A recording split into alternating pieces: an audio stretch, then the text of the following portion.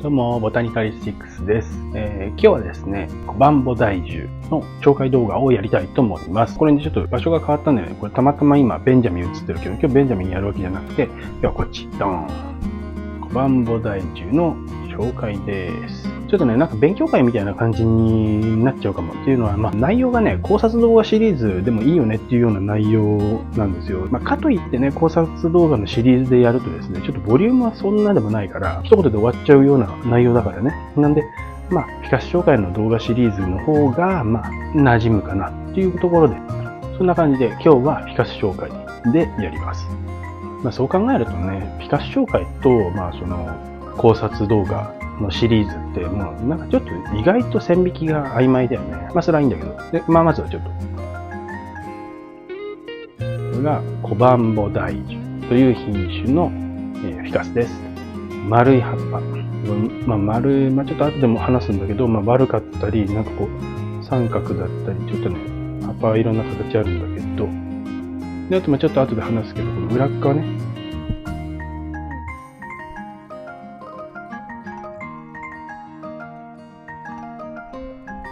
この裏側の色がなんかちょっと黄色っぽいなんていう話もちょっと後でします。はい。で、原産地は東南アジアの、マレー半島とかその辺ですね。マレーシアとか、あの辺原産なんですけど、なんかね、ネットで見るとね、地中海とか書いてある、地中海に自生してるなんて書いてあるね、もあったんですけど、違いますよ。大丈夫って感じ。で、例によって学名はね、フィカス・デルトイデアって言うんですよ。デルタってことだね。この葉の形がちょっと三角になってるから、このデルタ。そこから来てるんだと思うんだけどね。一方でね、お店とかでは、ダイバーシフォリアっていう、名前でね、置いてあったりとかもすることあると思うんですよ。それもね、間違いじゃないんですよ。同じ品種に別の学名がつくことって、よくある話なんですよ。デルトイデアは先にあって、で、その後にそのダイバーシフォリアっていう名前を付けた人がいて、そのまま走ってたんだけど、ある時同じものに気づいたっていうんで、廃止されるみたいな、一個のデルトイデアに集約されたみたいな。そんなイメージなんですよね。で、ダイバーシフォリアは、ちょうどね、200年前ぐらいなんですよ。それで、それよりも前に、デルトイデアって付けた、人がいたんだね。その時点でね、ダイバーシフォリア遅いって200年前ですからね、結構前ですね。ダイバーシフォリアは、ダイバーシティとか、ダイバーってあれですよね。要するに多様性っていう意味ですね。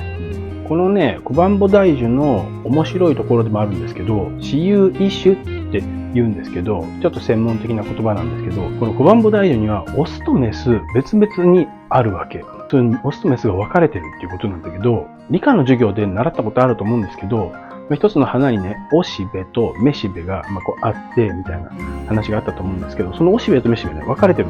それ、コバンボ大樹はね、分かれてるんですよ。なので、オスの葉っぱとメスの葉っぱとあるみたいな、分かれてるんですよ。別々なんです。オシベを持つオスとメシベを持つメスがいるって感じですよね。なんかこう、ヘルメスとアフロディーテがちゃんといるみたいな感じ。オスは細長い葉っぱで、メスは丸いんだっけな。ただこれどっちって、そうは言われても、じゃあどっちってちょっとわからないっていう。これ、丸いって言われたら丸いし、細長いかも、これ。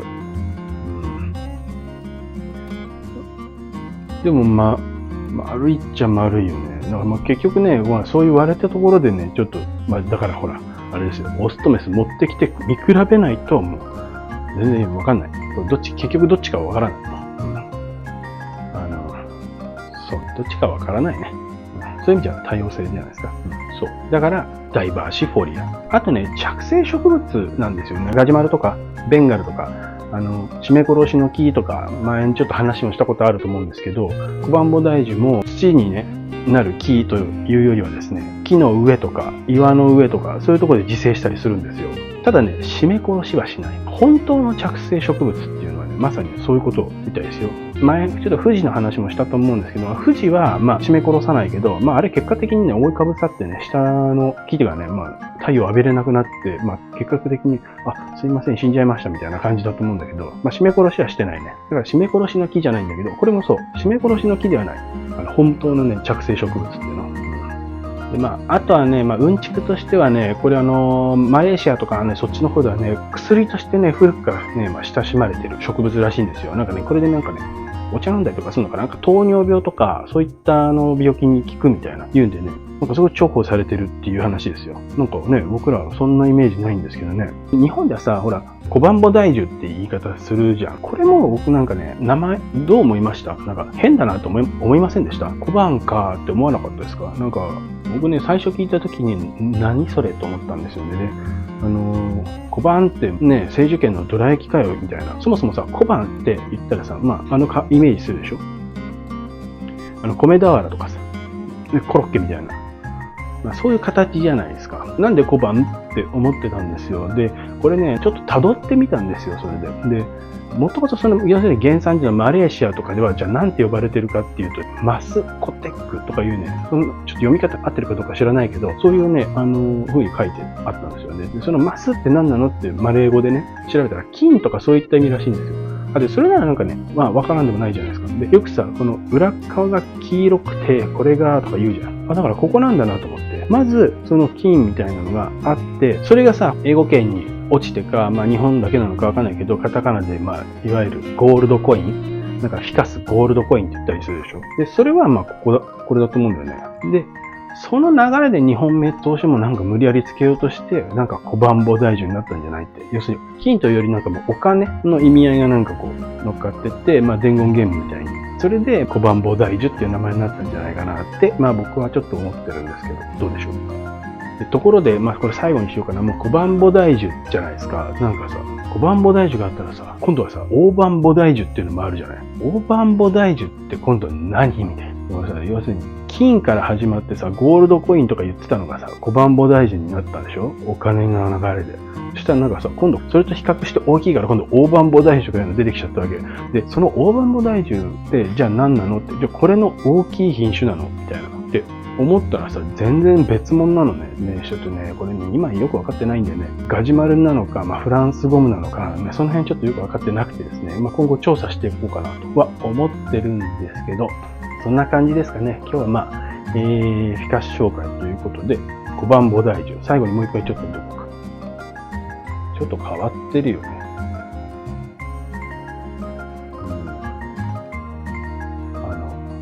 これね、可愛いってね、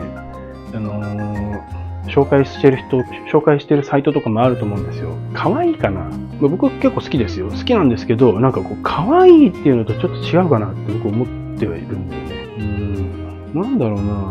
これね、もうちょっと大きくなってくるとね、なんかこいつの良さ出てくると思うんだけどね、なんかね、かっこいいっていうかね、なんか古風なフィカスだなと僕思ってて、それがまたね、かっこいいなって思ってるんですよね。ちっちゃいとちょっとね、その良さわからないんだけど、まあ今日はそんな感じですかね。